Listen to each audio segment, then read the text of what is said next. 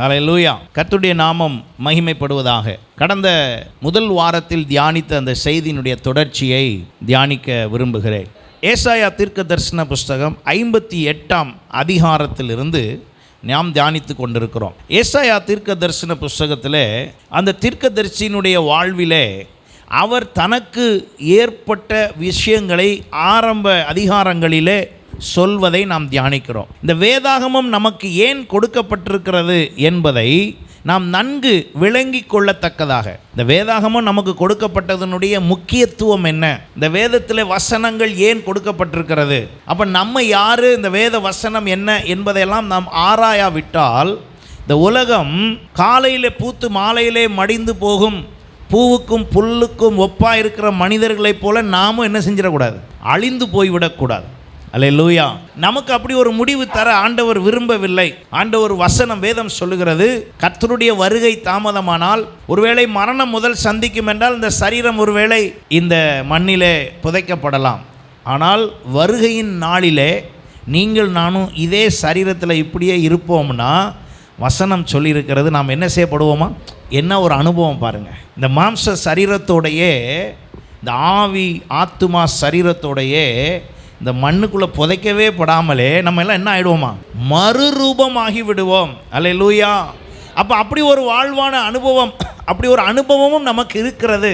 அந்த அனுபவத்தை இயேசு தம்முடைய சீஷர்களுக்கும் அதை வெளிப்படுத்தி மாம்சத்தில் இருக்கும்போதே அதை காண்பித்து கொடுத்தார். மத்தேயு சுவிசேஷம் 4ஆம் அதிகாரத்தில் அதை வாசிக்கிறோம். மாம்சத்தில் இருக்கும்போதே அதை அவர் வெளிப்படுத்தி இப்படிப்பட்ட ஒரு மறுரூபம் செய்ய முடியும் என்பதை அவர் காண்பித்து கொடுத்தார். அல்லேலூயா.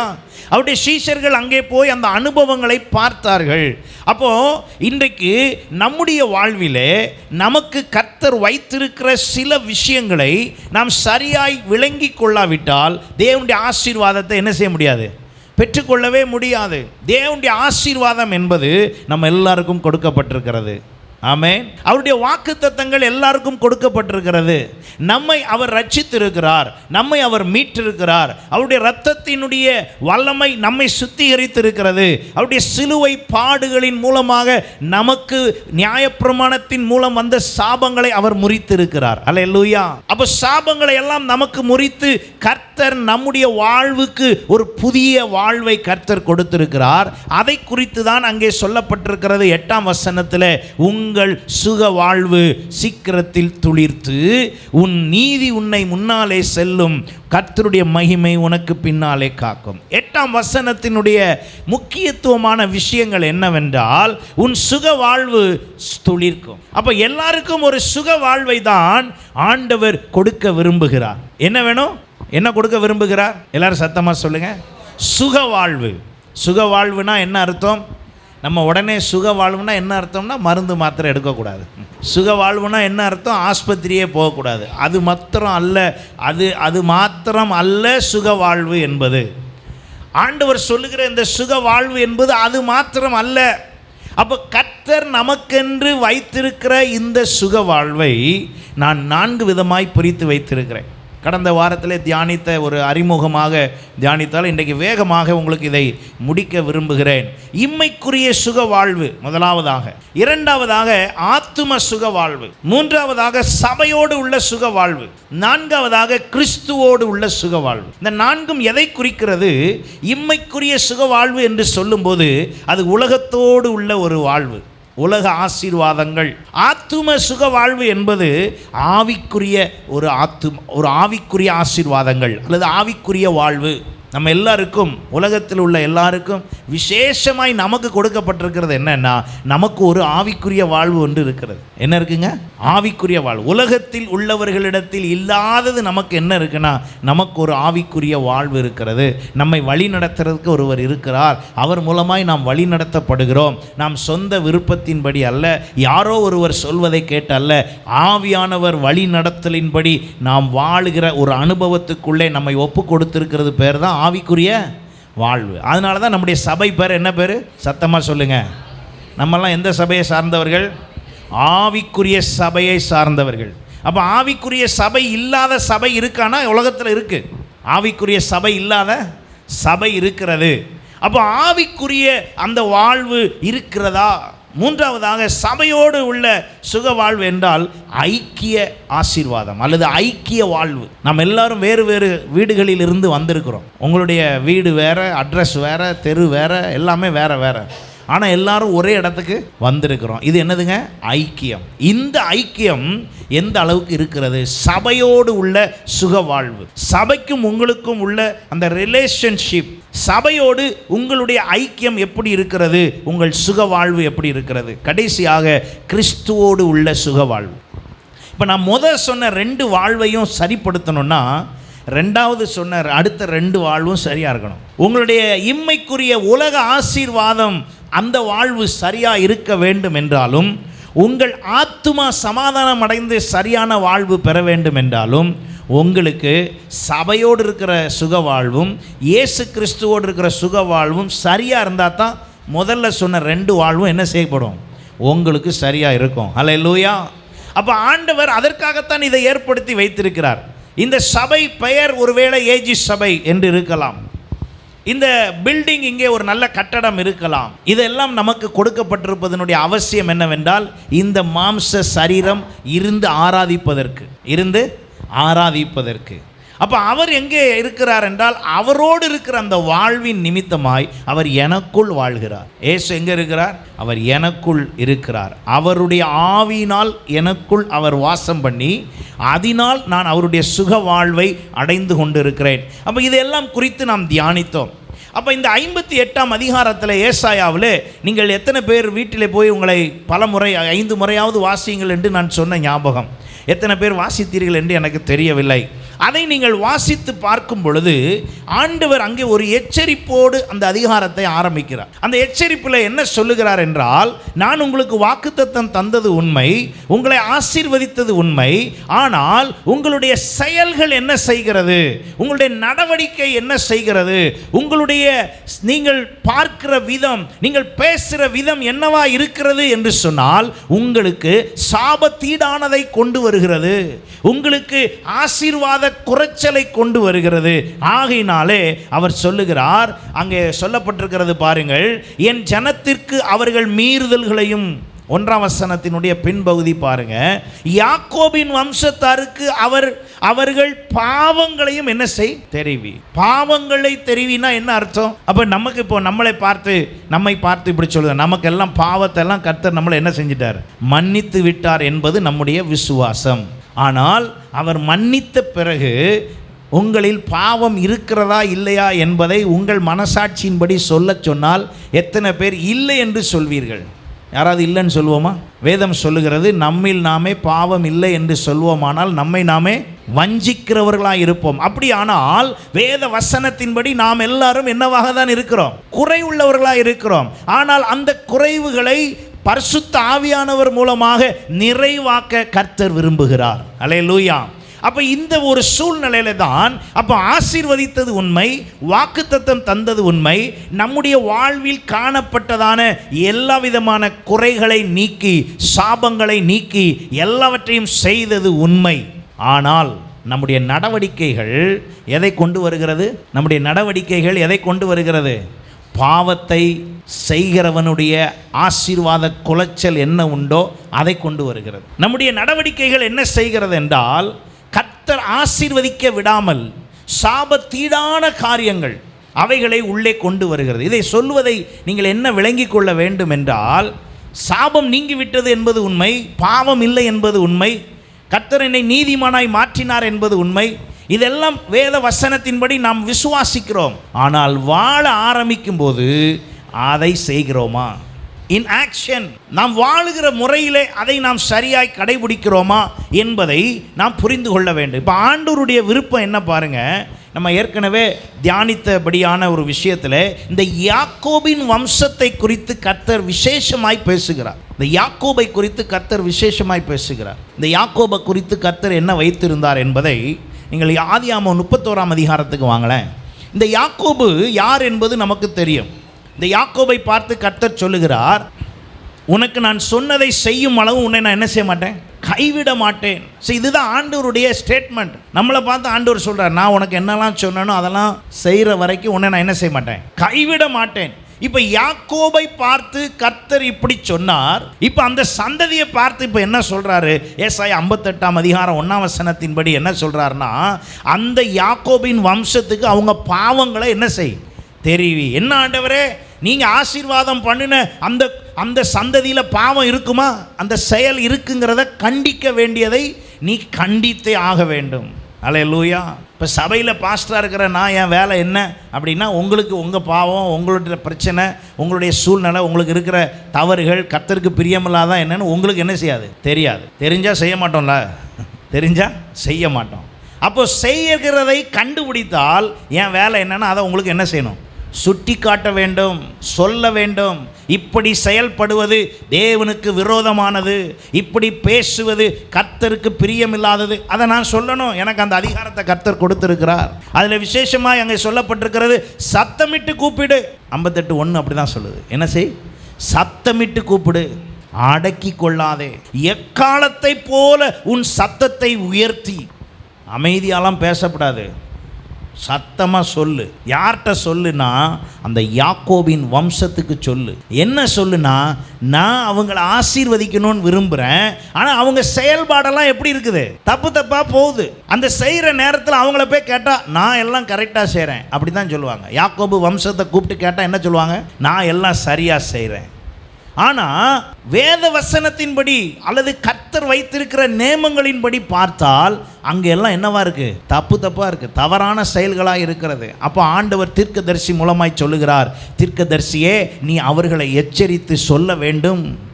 நீ அப்படி சொல்லி அவர்கள் தங்களை சரிப்படுத்தி கொண்டால். ஏன்னா அவங்க சொல்கிறாங்க, நாங்கள் உபவாசம் இருக்கோம் அப்படின்னு சொல்கிறாங்க. ஆனால் அந்த உபவாசத்தில் ஒரு விசேஷமும் இல்லை. உபவாசம் இருக்கேன்னு சொல்கிறாங்க, நாங்கள்லாம் ஜெபம் பண்ணுறோன்னு சொல்கிறாங்க, ஆனால் அவங்க செய்கிறது எல்லாமே அவங்களுக்கு பிடிச்ச மாதிரி செய்கிறாங்க, எனக்கு ஏற்றபடி செய்யவில்லை என்று கர்த்தர் சொல்லுகிறார். அப்போ நல்லா கவனிங்க, ஆண்டவருக்கே தெரியாமல் அவருடைய விருப்பம்னு ஒன்று இருக்குது. அந்த விருப்பமே இல்லாமல் நம்ம விருப்பத்துக்கு உபவாசமும் பண்ணலாம், ஜெபமும் பண்ணலாம். பாருங்கள், அந்த அதிகாரம் அதைத்தான் தெளிவுபடுத்துகிறது. கடந்த ஞாயிற்றுக்கிழமையும் நம்ம அதைத்தான் தியானித்து கொண்டிருக்கிறோம், இன்றைக்கும் அதைத்தான் தியானிக்கிறோம். அப்போ ஆண்டவர் சொல்லுகிற இந்த விஷயத்தில் நம்மை நாம் கவனித்து பார்க்க வேண்டும். உபவாசத்தை குறித்து எச்சரிக்கிறார். நீங்கள் என்ன உபவாசம் இருக்கிறீங்க, உங்கள் உபவாசம்னு சொல்லிட்டு ஆனால் செய்கிறதெல்லாம் எனக்கு ஏற்ற மாதிரி இல்லை. அப்போ நீங்கள் எல்லாரும் என்னுடைய பிள்ளைகள் என்று சொல்லி எனக்கு ஏற்றபடி இல்லையே என்று கர்த்தர் அவர்களோடு சொன்ன அந்த விஷயத்தை சரிப்படுத்தும் போது அவர் சொல்லுகிறார், உன் சுக வாழ்வு என்ன செய்யும்? துளிர்க்கும். அப்போ நம்ம எல்லாருமே ஆண்டவருடைய பிள்ளைகள். இப்போ இங்கே வந்திருக்கிற எல்லாரும் நம்ம எல்லாருமே ஆண்டவருடைய பிள்ளைகள். ஆனால் நம்முடைய வேத வசனத்தின்படி நம்ம ஆராய்ந்து பார்க்கும் பொழுது தான் நம்மள்ட்ட இருக்கிற பிரச்சனை என்னன்னு தெரியுது. இப்போ நான் ஊழியக்காரனாக இருக்கிறேன், நானும் ஆண்டவர்கிட்ட போய், ஆண்டவரே என்னிடத்தில் ஏதாவது குறைகள் உண்டா சொல்லுங்கன்னா, ஆண்டவர் சொல்லி சொல்லி சரிப்படுத்திக்கிட்டே வர்றார். ஆமென். அப்போ 100% சரியாயிடுச்சா அப்படின்னா 100% சரியாயிடுச்சான்னு எனக்கும் தெரியாது. நான் ஏன் ஒத்துக்கொள்ள வேண்டும் என்றால் அதான் உண்மை. வேத வசனத்தின்படி என்னையும் ஆராய்ந்து பார்த்தால் நானும் இன்னும் சரி பண்ண வேண்டியது நிறையா இருக்கும் கர்த்தருடைய சமூகத்தில். காரணம், நாம் எல்லாருமே அதைத்தான் செய்து கொண்டு வருகிறோம். அப்போ ஊழியக்காரனாய் நான் அதை செய்வது போல உங்களையும் செய்யும்படி ஏன் பழக்க வேண்டும், கட்டாயப்படுத்த வேண்டும், ஏன் உங்களுக்கு எச்சரிக்க வேண்டும் என்றால், நீங்களும் அந்த தவறான வழியிலே போய் சாபத்தை பெற்றுக்கொள்ளாதபடி. இப்போ சாபம் இல்லை, ஆனால் சாப செயல்கள் நம்மிடத்தில் இருக்கிறது. பாவம் இல்லை, ஆனால் பாவ செயல்கள் நம்மிடத்தில். அப்படின்னா என்ன அர்த்தம்? இதனுடைய அர்த்தம் என்ன அப்படின்னா, அதை ஏற்படுத்துகிற காரியங்கள் நம்மிடத்தில் வருகிறது. ஆண்டவர் அழிச்சிட்டாரு, எடுத்துட்டார். உதாரணத்துக்கு பாருங்களேன், ஒரு திடீரென்று ஒரு துர்நாற்றம் வருது. துர்நாற்றம் வந்த உடனே நம்ம என்ன செய்கிறோம்? உடனே இப்போல்லாம் நிறையா அந்த ஸ்ப்ரேயெல்லாம் வந்துருச்சு. உடனே வாங்கிட்டு வந்து எல்லா ஸ்க்ரீனில் எல்லாம் ஸ்ப்ரே பண்ணி எல்லாத்தையும் செஞ்சாச்சு. இப்போ கொஞ்ச நேரத்துக்கு என்ன தெரியாது சொல்லுங்கள்? அந்த பழைய துர்நாற்றம் தெரியாமல் இப்போ என்ன தெரியும்? இந்த புதுசாக அடித்த ஸ்ப்ரே தான் தெரியும், வாசனை திரவியமாக அடிச்சிருக்கிறது தான் தெரியும். உடனே கொஞ்ச நேரம் கழித்து, ஒரு 2 மணி நேரம் கழித்து திரும்ப என்ன வரும்? பழைய அந்த துர்நாற்றம் வரும். உடனே என்ன செய்வோம்? உடனே ஐயோ சரியாக அடிக்கலை போல் தெரியுது, இன்னும் கொஞ்சம் நல்லா ஊற்று அப்படின்னு ஊற்றி இன்னும் நிறையா ஊற்றுவோம். அப்புறம் ரொம்ப நேரம் கழித்து ஒரு நாள் முடிஞ்சிருச்சு, மறுநாள் பார்த்தா மறுநாளும் அதே துர்நாற்றம் அங்கே இருக்குது. ஒரு யோசனை, என்ன பிரச்சனை அப்படின்னா, இந்த இடத்த கவனிங்க. அங்கே ஒரு எலி செத்து இருக்கு. நம்ம என்ன செய்யலைன்னா செத்த எலியை தூக்கி போடாமல் எதை ட்ரை பண்ணிக்கிட்டு இருக்கோம்? மருந்து அதுக்கு ஈடாக அல்லது அதை மறைக்கிற மாதிரி வேலையை செய்ய தான் பார்க்குறேமே ஒழிய செத்த எலியை தூக்கி வெளியே போடலை. இது அட்டம்ப்ட்லேயே என்ன பண்ணியிருக்கணும்? எங்கேருந்து துர்நாற்றம் வருகிறது, இது எங்கே இந்த பிரச்சனை, இது ஏன் வந்திருக்குதுன்னு கண்டுபிடித்து உடனே சரிப்படுத்தியிருந்தா அடுத்தடுத்து இவ்வளோ காசை வேஸ்ட் பண்ணி என்ன பண்ணியிருக்க வேண்டாம், ஸ்ப்ரேலாம் பண்ணியிருக்க வேண்டாம். எத்தனை பேருக்கு நான் சொல்கிறது புரியுது? இதுதான் அந்த துர்நாற்றம் வீசுவதை நீங்கள் என்னிடத்தில் சொல்லுகிறீர்கள். நான் உங்களுடைய செத்த எலியை பற்றி நான் பேசுகிறேன், உங்களுக்கு கோவம் வருது. அது எப்படி பாஸ்டர் நீங்கள் சொல்வீங்க? உங்களுக்கு நீங்கள் முடிஞ்சால் ஜெபம் பண்ணி வாசனை திரவியத்தை என்ன பண்ணிட்டு போங்க, ஸ்ப்ரே பண்ணிட்டு போங்க. இயேசுவின் நாமத்தில் மணப்பதாக, இயேசுவின் நாமத்தில் இதை மட்டும் செஞ்சுட்டு போங்க. எதை பற்றி பேசாதீங்க. செத்த எலியை பற்றியெல்லாம் என்ன செய்யக்கூடாது, பேசக்கூடாது. நான் சொல்கிறேன், வேத வசனத்தின்படி எனக்கு கொடுத்துருக்கிற அதிகாரமே என்னென்னா, உங்கள் வீட்டில் எங்கெல்லாம் செத்த எலி இருக்கோ அதெல்லாம் கண்டுபிடிச்சி பேசுகிறது தான் என் வேலை. இதுக்கு நீங்கள் அனுமதி கொடுத்தால் உங்கள் குடும்ப வாழ்வில் இருக்கிற துர்நாற்றங்கள் எல்லாம் என்ன செய்யப்படும்? சத்தமாக சொல்லுங்கள், அகற்றப்படும். அல்லேலூயா. அதைத்தான் அங்கே சொல்கிறார் அவர் 1ஆம் வசனத்தில். நீ சும்மா இருக்காத, சத்தமாக சொல்லு. அதை அப்படி கேட்டால் அவங்களுக்கு என்ன வருமா?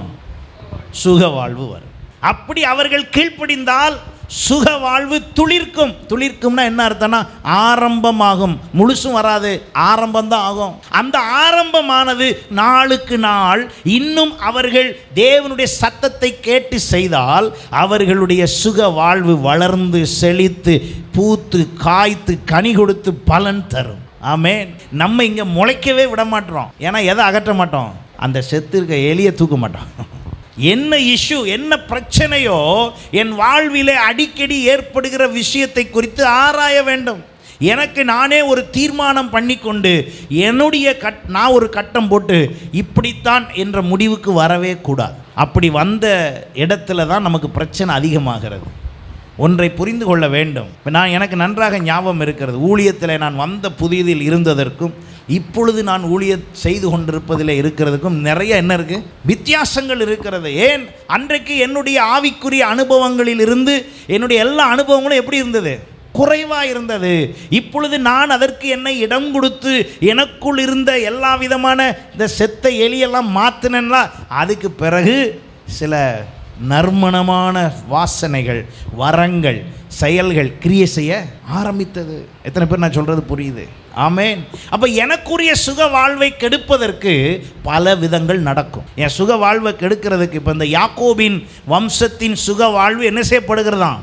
கெடுக்கப்படுகிறது. அதை போய் சொல்லு, அது பாரு, நான் நல்லா வளர்த்து கொண்டு வரலான்னு பார்க்குறேன். அந்த யாக்கோபில் இருந்து தான் 12 கோத்திரம் என்ன செஞ்சது, உருவானது. அதை நான் நல்லா கொண்டு வரலான்னு பார்க்குறேன். ஆனால் அவங்கெல்லாம் என்ன செய்ய மாட்டாங்க, எனக்கு ஒத்து வர மாட்டாங்க. நீங்கள் ஆள் யார்? கர்த்தருடைய ஆள் தான். நீங்கள்லாம் வம்சம் யார்? தேவனால் ஆசீர்வதிக்கப்பட்டவங்க தான்.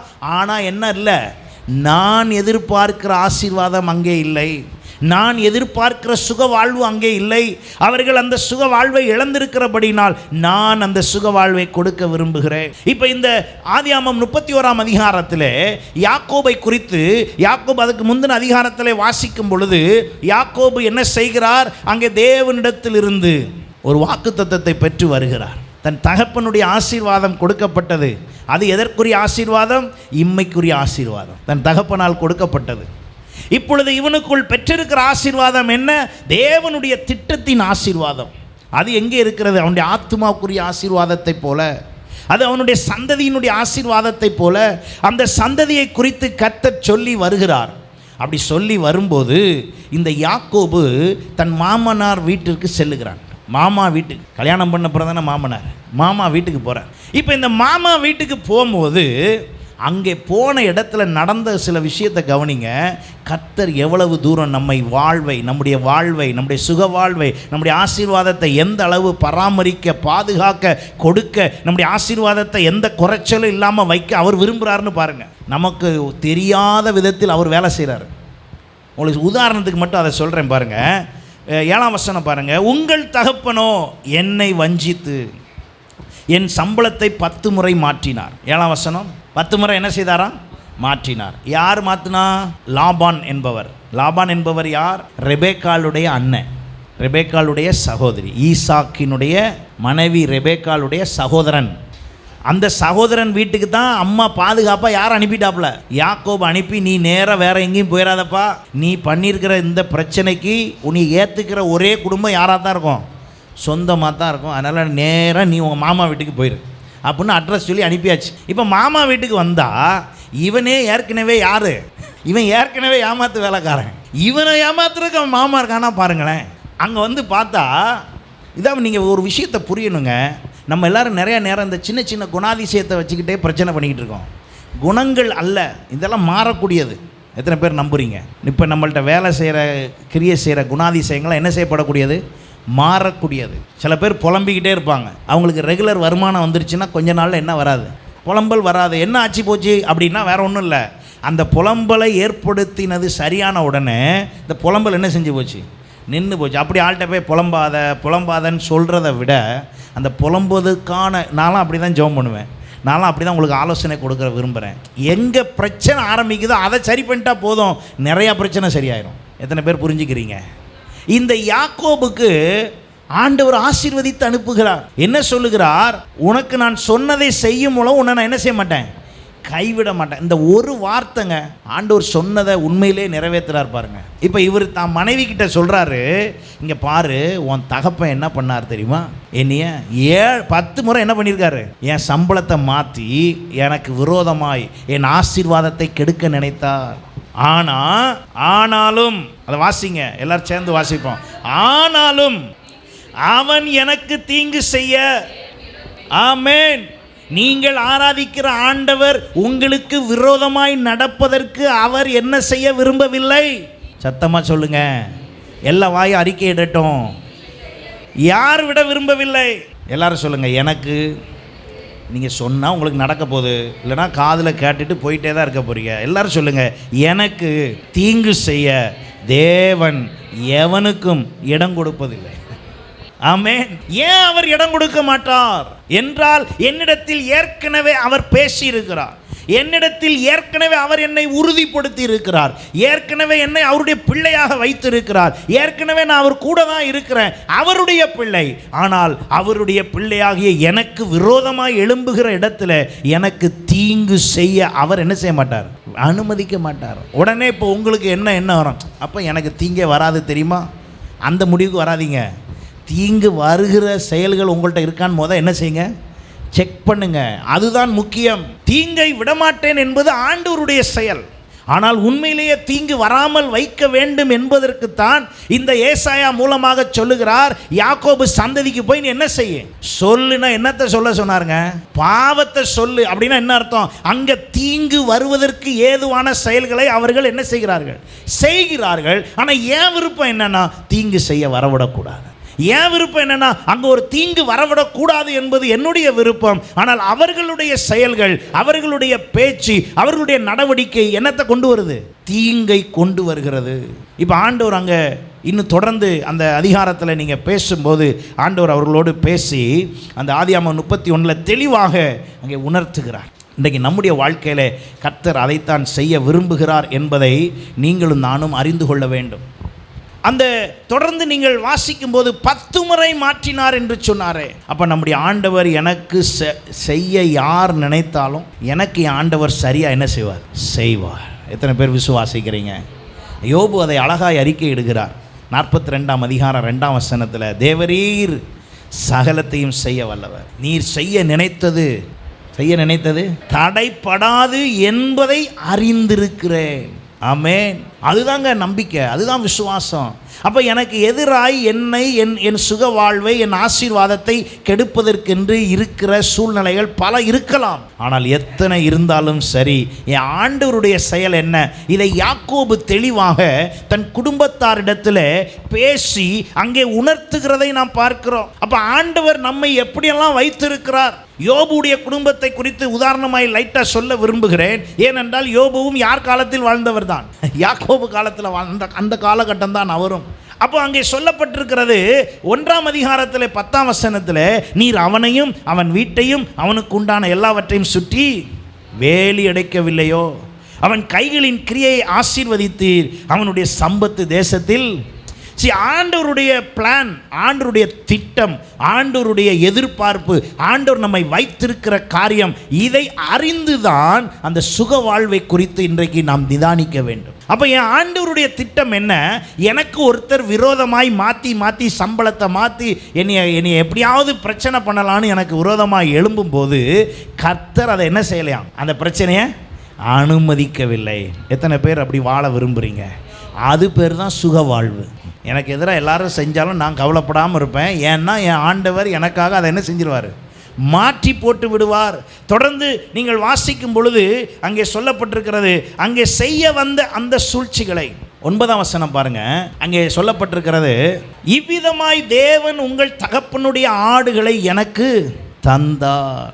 ஆட்டெல்லாம் எனக்கு தந்தார். எப்படி தெரியுமில்ல? இப்போ 2 பேருக்கும் டீல். இவர் சொல்கிறாரு, இங்கே பாருப்பா யாக்கோபே, ஆடு புள்ளி பாடாக போட்டுச்சுன்னா அந்த ஆடெல்லாம் யாருக்கு? உனக்கு.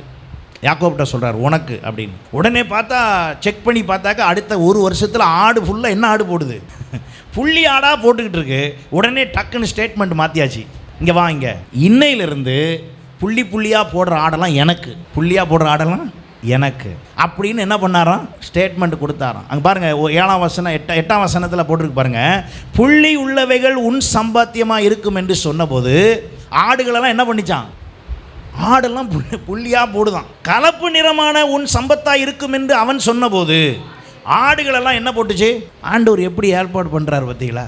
நம்ம ஆட்டை நம்பக்கூடாது. நம்ம என்ன பண்ணிடுறோம்னா டக்குன்னு ஆடை நம்பிடுறோம். உடனே அந்த ஆட்டுக்கெல்லாம் என்ன மாதிரி புல் கொடுக்கறது, இதெல்லாம் சப்ளை பண்ணுறவரை தான் நம்பணும். ஆமென். இடையில இருக்கிற யாரையும் என்ன செய்யக்கூடாது? நம்பக்கூடாது. இடையில இருக்கிற யாரும் தேவையில்லை. எல்லாம் யார் தான்? ஆண்டவர் தான் தேவை. இப்போ அதை தான் இந்த யாக்கோபு பாருங்க, ஆசீர்வாதம் பெற்றவனாய் வந்தான். வந்த இடத்துல இவனுக்கு ஏமாற்றம் ஆகிக்கிட்டே இருக்கு. இவன் சம்பாத்தியத்தெல்லாம் உரியிறான், இவன் சம்பாத்தியத்தெல்லாம் எடுக்க பார்க்குறான். தன் சொந்த மாமாவாக இருந்தாலும் அந்த மாமனார் தனக்கு ஒரு ஆதாயத்தை இவன் மூலமாய். ஏன்னா இந்த யாக்கோபு யார் என்றால், இவன் செல்லுகிற இடத்துல என்ன உண்டாகிறது? ஆசீர்வாதம் உண்டாகிறது. இவனை ஆசீர்வதித்து ஆண்டவர் வைத்திருக்கிறார். உங்களையும் என்னையும் கர்த்தர் ஏற்கனவே ஆசீர்வதித்து வைத்திருக்கிறார். நீங்கள் கை வைக்கிற இடத்தில் ஆசீர்வாதம் உண்டாகும். ஆனால் அதை கெடுக்கிறது யாரு? உங்கள் ஆசீர்வாதத்தை உங்களை தவிர யாராலும் கெடுக்க முடியாது. எத்தனை பேர் இதுக்கு ஒத்துக்கிறீங்க? எப்படியெல்லாம்? என்னுடைய பிடிவாதம், என்னுடைய கீழ்ப்படியாமை, என்னுடைய அறியாமை, என்னுடைய அவிசுவாசம், இப்படி இதெல்லாம் தான் என்ன செஞ்சிட்டு இருக்கேன்? என்னைய தடுத்து கொண்டு இருக்கிறது. நாம் எப்பொழுது கர்த்தருடைய வசனத்துக்கு கீழ்ப்படிந்து ஆரம்பித்துட்டோமோ அப்போ தான் சொல்கிறாரு, உன் சுக வாழ்வு என்ன செய்யும்? துளிர்க்கும். சீக்கிரமாக துளிர்க்கும். அதுக்கு முடிவுக்கு வரணும். நீ செஞ்சிட்டு இருக்கிற உபவாச ஜெபம்லாம் சரி கிடையாது. நீ செஞ்சிட்டு இருக்கிற விதத்தில் செய்கிற மாதிரிலாம் செஞ்சால் அந்த சுக வாழ்வு சீக்கிரத்தில் என்ன செய்யாது? துளிர்க்காது. நான் எச்சரித்து சரிப்படுத்த சொல்கிறத சரிப்படுத்து, அப்பந்தான் உனக்கு வரும் என்று சொல்லுகிறது போல இந்த யாக்கோபோடு பேசின விஷயத்தில் அப்படி அந்த மாமா செஞ்ச பொழுது 9ஆம் வசனம் சொல்லுகிறது, இவ்விதமாய் தேவன் உங்கள் தகப்பனுடைய ஆடுகளை எடுத்து. அப்போ நம்ம மேலே ஆசீர்வதிக்கணும்னு பிளான் பண்ணிட்டார்னா எங்கேருந்து தரணுமோ அவர் அங்கேருந்து என்ன பண்ணிக்குவார்? தந்துக்குவார். அது யார்கிட்ட இருந்து தரணுமோ அவர் தந்துக்குவார். தந்த ஆள்கிட்ட நம்ம போய் நின்று மறுபடியும் நிற்கக்கூடாது. இன்றைக்கி ஒருவர் உதவி செய்து விட்டால் உடனே மறுமாசமும் அவர்கிட்ட போக வேண்டியதில்லை. அவருக்கு உதவி செய்யும் ஏவனவர்கிட்டையே மறுமாசமும் போவோம். எத்தனை பேர் நான் சொல்கிறது புரியுது? 10 மாதம் ஆனாலும் அவர்கிட்ட தான் போனோம், 10 வருஷம் ஆனாலும் அவர்கிட்ட தான் போனோம். அவர் இன்றைக்கு இவரை கொண்டு ஏவுவார், நாளைக்கு இவரை கொண்டு ஏவுவார், நாளைக்கு அவரை கொண்டு ஏவுவார். அவர் யாரை வச்சு வேணாலும் பார்த்துக்குவார். அவருக்கு யார் தேவையோ அவங்க மூலமாக நம்மளை எப்படிலாம் ஆசீர்வதிக்கணுமோ என்ன செஞ்சிருவார்? ஆசீர்வதித்து விடுவார். நம்ம நோக்கம் உடனே மாறிடுது. இந்த யாக்கோபு என்ன சொல்லுகிறார்? நான் அப்படி செய்த பொழுது கர்த்தர் என்னோடு கூட இருந்தார். இப்படியே தொடர்ந்து நீங்கள் வாசித்து கொண்டே வரும்பொழுது திடீரென்று இந்த யாக்கோபை எப்படி ஆகிலும் மடங்கடித்து இந்த ஆடு ஆசீர்வாதம் எல்லாத்தையும் எடுத்துக்கணும்னு சொல்லி யார் பிளான் பண்ணுறாங்க? லாபான் பிளான் பண்ணுறாருன்னு இந்த யாக்கோபுக்கு தெரிய வருது. தெரிய வந்த உடனே இந்த யாக்கோபு என்ன பண்ணுறாரு? நைட்டோட நைட்டாக என்ன பண்ணிட்டாரு? எல்லாத்தையும் கிளப்பிக்கிட்டு வந்துட்டார். வெளியே வந்த உடனே இது லாபானுக்கு தெரிந்து லாபான் ஆள் வச்சு விரட்டி பிடிச்சி மடக்கிட்டார். மடக்கிறதுக்காக பிளான் பண்ணி வரும்போது லாபான் வந்து சொல்கிறாரு, இங்கே பாரு, எனக்கு உன் மேலே எல்லா அதிகாரமும் இருக்குது. இப்போ இங்கேயே உன்னைய க்ளோஸ் பண்ணால் கூட என்ன பண்ணிவிடுவேன்? க்ளோஸ் பண்ணிடுவேன். ஆனால் ஆண்டவர் இருக்கார் பாரு, உன் பக்கம் ஒன்றுமே என்ன செய்யக்கூடாது. அந்த வசனத்தை வாசிங்களேன். அங்கே 23ஆம் வசனத்திலிருந்து யாக்கோபு ஓடி 3 நாளிலே ஓடினான் என்று லாபானுக்கு 3ஆம் நாளில் அறிவிக்கப்பட்டது. 22ஆம் வசனம். அப்பொழுது அவன் ஓடி போன பிறகு 7 நாள் பிரயாண பரியந்தம் அவனை தொடர்ந்து போய் கீலேயாத் மலையிலே அவனை கண்டுபிடித்தான். அன்று ராத்திரி தேவன் சீரியா தேசத்தானாகிய லாபானுக்கு சொப்பனத்தில் தோன்றி, நீ யாக்கோவோடு நன்மையே அன்றி, உங்க சுக வாழ்வை பற்றி கவலைப்படுகிற ஆண்டவருங்க. உங்க சுக வாழ்வை குறித்து அக்கறை உள்ள தேவன், உங்கள் சுக வாழ்வை குறித்து விரும்புகிற தேவன்.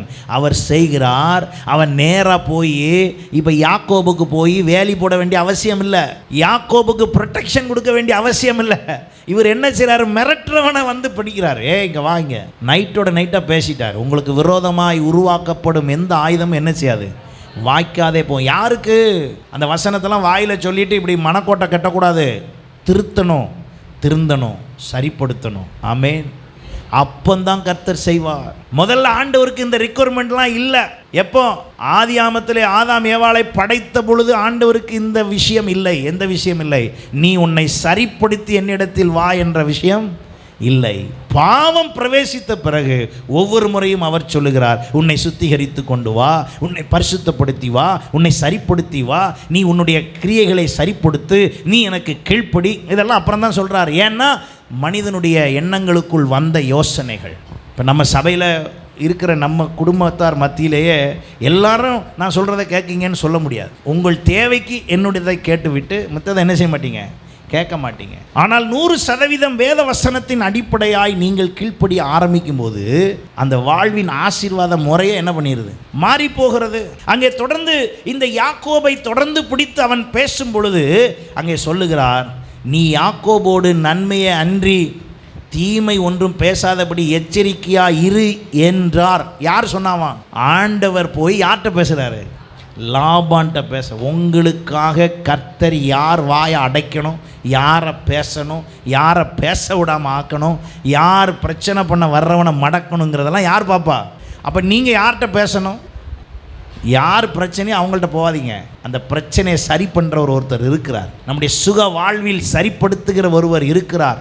என் சுக வாழ்வை துளிர்க்க பண்ணுகிறவர். ஒருவேளை உங்களுடைய செயல்பாடுகள் எல்லாம் முறிந்து போய், உங்களுடைய வருமானத்தின் அல்லது உங்களுடைய ஆசீர்வாதத்தின் எல்லை முறிந்து போய், இதுக்கு மேறவு ஒன்றும் இல்லை அப்படின்னு சொல்கிற எல்லைக்கு நீங்கள் வந்ததாக உணர்றீங்களா? உங்கள் வாழ்க்கையில் புதுசாக துளிர்க்க பண்ண ஆண்டவர் விரும்புகிறார். புதுசாக ஒரு காரியத்தை துளிர்க்க பண்ண விரும்புகிறார். அவர் ஆசை அதுதான் பாருங்கள். அவர் ஒருத்தரை ஆசீர்வதிச்சிட்டார்னா சுற்றி எவ்வளோ பாதுகாப்பு கொடுக்குறார் பார்த்தீங்களா? நான் நிறையா சொல்லிக்கிட்டே போகலாம். அந்த யாக்கோபும் லாபான் விஷயத்தில் ஆண்டவர் பேசி அங்கே தடுத்து கொண்டே வருகிறார். திடீரென்று அண்ணன் எதிர்த்தால வர்றதை பற்றி கேள்விப்பட்ட யாக்கோபுக்கு மன சஞ்சலம் ஏற்பட்டது. அப்பவும் ஆண்டவர் விடலை. யாரை? ஏசாவை, யாக்கோபை அழிக்கும்படி அனுமதிக்கவில்லை. இந்த ஏசாவிடத்தில் ஆண்டவர் பேசி சமாதானம் பண்ணும்படி செய்தார். அல்லேலூயா. இந்த ஏசா வந்து இவன் நினச்சிட்டு இருக்கிறான் அடிக்க போகிறான்னு. ஆனால் அண்ணன் வந்து கட்டி பிடித்து தம்பியை பிறக்கும்போதே சொல்லப்பட்ட வாக்குத்தத்தம் என்ன? யாக்கோபும் ஏசாவும் பிறக்கும்போது சொல்லப்பட்ட வாக்குத்தத்தம் என்ன? பெரியவன் இளையவனை சேவிப்பான். இப்பொழுது யாக்கோபு பெரியவனாக இருக்கிறான், ஏசா சிறியவனாக இருக்கிறான். காரணம் என்ன? அதைத்தான் இந்த ஆசீர்வாத விதத்தில் கர்த்தர் சொல்லுகிறார். மத்தேயு சுவிசேஷம் இந்த இம்மைக்குரிய வாழ்விலே ஒரு விஷயத்தை கவனியுங்கள். கர்த்தர் சொல்லுகிறார் மத்தேயு 19ஆம் அதிகாரத்தில் 30ஆம் வசனம் பாருங்கள். முந்தினோர் அநேகர் பிந்தினோராயும், பிந்தினோர் அநேகர் முந்தினோராயும் இருப்பார்கள். அப்போ இம்மைக்குரிய ஆசீர்வாதத்தை கர்த்தர் நமக்கு தர விரும்புகிறார். இந்த இம்மைக்குரிய ஆசீர்வாதத்தில் எவ்வளவு ப்ரொடெக்ஷனாக கர்த்தர் வர்றாரு பாருங்க. இப்போ ஆண்டவருடைய ஆசீர்வதிக்கும் கரம் அதுதான். அப்போ அங்கே சொல்லப்பட்டிருக்கிறது, நீங்களும் நானும் ஆண்டவரிடத்தில் வருகிறதினால் நீங்கள் கேட்கலாம், ஆண்டவரே உம்மிடத்தில் வந்தோமே எங்களுக்கு என்ன தருவீர்? கடந்த வாரத்தில் கூட அந்த வசனத்தை வாச மத்தேயு 19 வாசிச்சு பாருங்க, இன்னும் அழகாக இருக்குது. மத்தேயு 19 27 28 29 வாசிச்சு பாருங்க. அவர் சொல்லுகிறார், ஆண்டவரே நாங்கள் எல்லாவற்றையும் விட்டு உம்மை பின்பற்றினோமே. சில பேர் இன்னும் ஒழுங்காக விட்டுட்டே வரல, அது வேறு விஷயம். ஞாயிற்றுக்கிழமை சர்ச்சி, மற்ற நாள் எங்கெல்லாம் முடியுமோ அங்கெல்லாம் போகிறது இல்லை.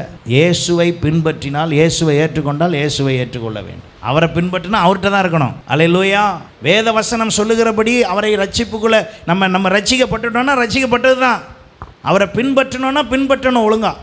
அப்போ சொல்லுகிறார், இங்கே கேட்குறார், நாங்கள் உம்மை பின்பற்றினோமே எங்களுக்கு என்ன கிடைக்கும்? அவர் அழகாக பதில், அதற்கு இயேசு மறு ஜென்ம காலத்தில் மனுஷகுமாரன் தம்முடைய மகிமை உள்ள சிங்காசனத்தின் மேல் வீற்றிருக்கும் போது என்னை பின்பற்றின நீங்களும் இஸ்ரவேலின் 12 கோத்திரங்களையும் நியாயம் தீர்க்கிறவர்களாக 12 சிங்காசனங்களின் மேல் வீற்றிருப்பீர்கள் என்று மெய்யாகவே உங்களுக்கு சொல்லுகிறேன்.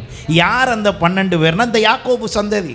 யார் அவங்க அப்படின்னா, இந்த யாக்கோபு சந்ததியை எத்தனை முறை எக்காலம் ஊதி பிரச்சனை வருது, பிரச்சனை இருக்கு, குழப்பம் இருக்கு, நீ சரி பண்ணு, உன் பாவம் சரியில்லை, நீ திருந்துன்னு சொல்லி எத்தனை முறை எக்காலம் ஊதியும் ஒருத்தர் என்ன செய்யல, கேட்கல. ஆகையினாலே புறஜாதியார் இடத்தில் நான் ரட்சிப்பை அருளி அவர்களை சிங்காசனத்தில் வீற்றிருக்க பண்ணி இந்த 12 கோத்திரத்தை யாரை வச்சு நியாயந்திருக்க போறேன். ஏன்னா யூதன் என்ன செய்ய மாட்டான்னா வேற யாரையும் ஏற்றுக்க மாட்டான். யூதன் என்ன செய்ய மாட்டான், வேற யாரையும் ஏற்றுக்க மாட்டான். சமாரியாவில் இருந்து ஒருத்தன் வந்தால் என்ன செய்ய மாட்டான், ஏற்றுக்க மாட்டான். ஆனால் ஆண்டவர் என்ன சொல்கிறாரு, அந்த சமாரியனை வச்சு தான் இவனை நியாயம் தீர்க்க. அப்போ சமாரியன் எங்கே உட்காந்துருப்பான், சிங்காசனத்தில் உட்கார்ந்து. இந்திய தேசத்திலிருந்து அப்போ வெள்ளைக்காரனை வெளியேற்றினதுக்கு காரணம் என்ன தெரியுமா, ஒரே ஒரு காரணம் தான். என்ன தெரியுங்களா, அவன் சம பிரமாணத்தை, சமத்துவத்தை ரொம்ப என்ன பண்ணான், கம்பல் பண்ணான். இந்த ஊரில் வைத்திருந்த சில சடங்காச்சாரங்களை, சட்டங்களை அவன் என்ன செய்து கொண்டிருந்தான், முறித்து கொண்டிருந்தான். இளமையில் திருமணம் செய்து வைப்பார்கள். அந்த கணவன் மரித்து போனால் அந்த கணவனுடைய சரீரத்தை எரிக்கிற உடம்புலேயே யாரை தூக்கி போட்டுருவாங்க, மனைவியும் தூக்கி போட்டுருவாங்க. அந்த மனைவி மறுமணம் கொடுக்கக்கூடாது. இதை யார் முறிச்சா, வெள்ளைக்காரன் முறிச்சிட்டான், வந்தவன் முறிச்சிட்டான். இப்படி பல ட்ரெஸ் போடுற விஷயத்திலிருந்து பல விஷயங்களை, மூட நம்பிக்கைகளை முறிக்க ஆரம்பித்த பிறகுதான் ஒரு முடிவுக்கு வந்தது, இவனை இப்படியே விட்டோம்னா எதை காலி பண்ணிடுவான், நம்மளுடைய ஆதிக்கத்தை காலி பண்ணி விடுவான். நீங்கள் கவனித்து பாருங்கள், நான் சொன்ன இந்த கோணத்தில் நீங்கள் வந்த விஷயத்தை கவனித்து பாருங்கள், எப்படி எதிர்ப்பு வந்ததுன்னு உங்களுக்கு தெரியும். வெள்ளையனே வெளியேறு என்று சொல்வது விடுதலைக்காக. எந்த விடுதலைக்காக, எப்படிப்பட்ட விடுதலைக்காக? இவனை விட்டால் ஊரில் இருக்க அவ்வளோ பேரும் என்னன்னு சொல்லிடுவான், சமோன்னு சொல்லிடுவான், எல்லா ஜாதிக்காரனையும் ஒன்றுன்றுவான், எல்லாத்தையும் ஒன்றாக்கிடுவான். ஆனால் வெள்ளைக்காரன் வந்து மதத்தை மாற்றவே இல்லை.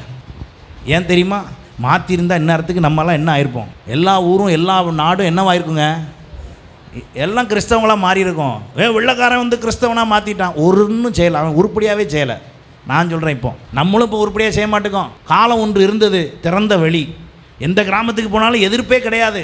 அந்த காலத்துலலாம் யாரும் ஒழுங்காக என்ன செய்யலை, நம்மெல்லாம் ஊழியம் செய்யாமல் விட்டுவிட்டு இன்றைக்கி வந்து செய்யணும்னு ஆசைப்படுறோம், ஆர்வப்படுறோம், வாசலில் போட்டு வச்சுருக்கான், கிறிஸ்தவர்கள் உள்ளே வரக்கூடாது, கிராமத்தில் எதிர்த்தால போட்டு வச்சுருக்கான். அப்படி ஒரு போர்டு வைக்காத காலம் இருந்துச்சுல்ல, அன்னைக்கு என்ன பண்ணியிருக்கணும், தூங்காமல் விழித்திருந்து போய் அறிவிச்சிருக்கணும்.